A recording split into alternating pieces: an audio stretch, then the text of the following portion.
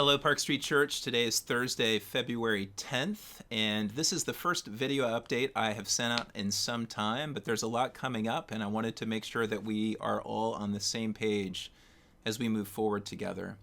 First, thank you to those of you who participated in the town hall meeting last night as well as 2 weeks ago. These were, I thought, two really good evenings together of interaction and communication. We discussed a number of different topics, from the nominating committee procedures to communication to how we can build trust and more. And there were a number of good ideas that came out of that. So we'll continue to think about those things and hopefully implement some of them in the near future. I mentioned at the end of the meeting last night that we have a common enemy, and it's not one another. We are standing firm against the powers of darkness and the principalities of this world, and that's our common enemy. And Paul writes about this in Philippians chapter 1, verse 27. He says, "Only let your manner of life be worthy of the gospel of Christ, so that whether I come and see you or am absent, I may hear of you, that you are standing firm in one spirit, with one mind, striving side by side for the faith of the gospel." Standing firm in one spirit, with one mind, striving side by side for the faith of the gospel. Paul wouldn't have had to issue this exhortation if that was the default way of relating. It's not. It's the way that we relate in the power of the Spirit. But it's just this reminder to let's stand side by side and strive for the faith of the gospel as we face a common enemy and join God on his mission. The big thing on the horizon is our annual meeting on February 23rd, and I do encourage you to be in prayer about that meeting as we select officers who will serve us in leadership for the next year and beyond. And just let's ask for God to speak, and I trust that he will. I trust this will be a time where we can celebrate what God has done and be encouraged by how he's working among us. To prepare for the annual meeting, there is a web page, parkstreet.org/annual meeting, that has a digital copy of our annual review, which is here, which gives you a good overview of what God has done over the past year, and I encourage you to take a look at that. There's also information on the slate of candidates for the positions that we'll be voting on. And in addition, there are links to 6 brief interviews, about 10 minutes each, that I did with each of the candidates for elder that will be on the ballot this year.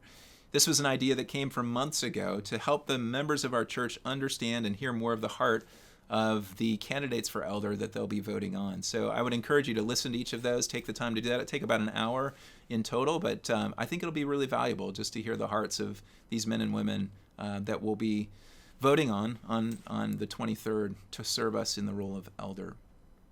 In addition, we've got, over the next 2 weeks, opportunities after each of the services to gather with our church administrator or one of our treasurers to ask questions and dig deeper on the budget. So if you've got questions, you want to ask them, they will know the answers, and it'll be an opportunity for you to interact. That will take place in the front left of the sanctuary. So just encourage you to avail yourself of that opportunity. Also, we've got a deacons meeting on February 20th where the candidates for elder will interact with the deacons, and they'll have a chance to interact, so that's good. And then on the 20th, we'll have at least all of the elder candidates who can be there that day up front in our service, and then they'll be available after the services if you want to interact with any of them as well. Next, just a quick word on the Board of Elders. We had a wonderful retreat on Saturday, this past weekend, which the theme of which was discerning the will of God. And so we spent time thinking about how do we live a discerning life? How do we draw near and prioritize our intimacy with God so that we can hear his voice? How do we do that in community together, in relationship with brothers and sisters? And then thirdly, how do we do that as a team? And it was a great day. We had some good, honest conversation.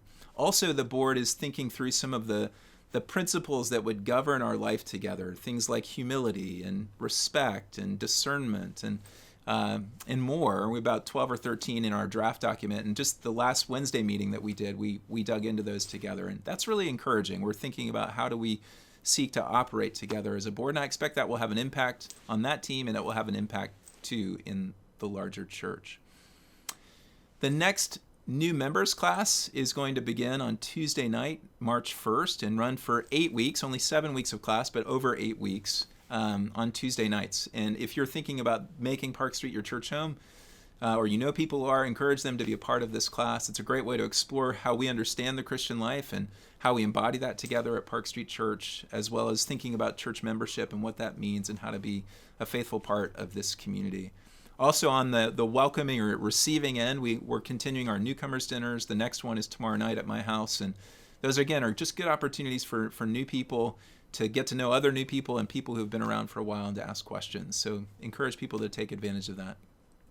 Next big thing on the horizon is the season of Lent. Lent is a 40-day season leading up to Easter that's been part of the history of the church from the early centuries of the church, that has honestly often been used as a preparation season for baptism, but more now is used as a season of spiritual renewal. It's a time of kind of a spiritual spring cleaning, of rooting out parts of our hearts that have wandered from the Lord, and reclaiming the habits and practices, often the spiritual disciplines that help us to connect with the God of grace and to grow deeper in life with Him. One of the traditions at Park Street is the LDI, the Lenten Discipleship Institute, and this year the theme of that is a healthy community of love. And it's going to be tied to the sermon series throughout Lent. Actually, the series will begin 2 weeks before, not this Sunday, but next Sunday. And looking at the persons and practices that create and nurture or sustain healthy communities of love. What does that look like for us? And so we're going to dig into that together. I'm excited about that.